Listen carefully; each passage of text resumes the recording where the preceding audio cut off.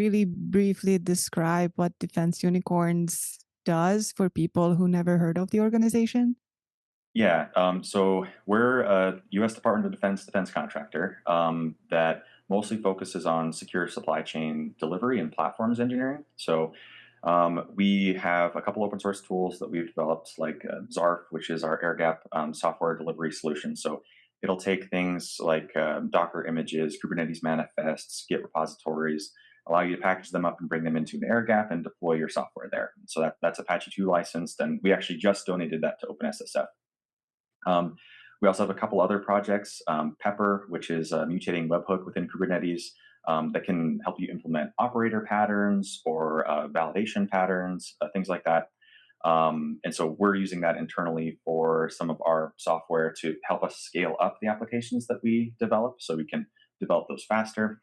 And then we also have Lula, which is a compliance validation software.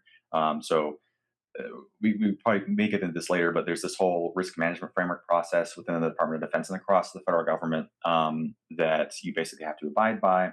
That has changed a lot. Like that really was mandated in 2014 by Congress and the Federal Information Security Modernization Act of 2014.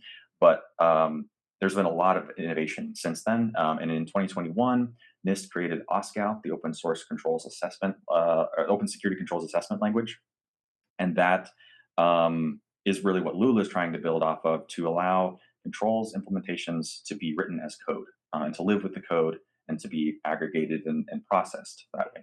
So it kind of helps build an API around this stuff, which is really cool to see finally, instead of dealing with Excel sheets and manual answers for things.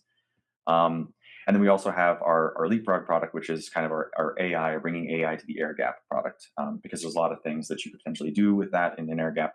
And we feel that's important for the mission to enable certain things. Can you elaborate a little bit on that as far as what AI you can bring to Zarf and the air gap? For the most part, it's been large language models. So some use cases would be stuff like translation, where if you're like doing certain intel analysis on something and you need to try to speed up something like a process like that, it reduces a lot of the burden on these people who are honestly like downrange working 12-hour shifts, 6 7 days a week. It provides an additional tool to them to help do their jobs more easily and faster.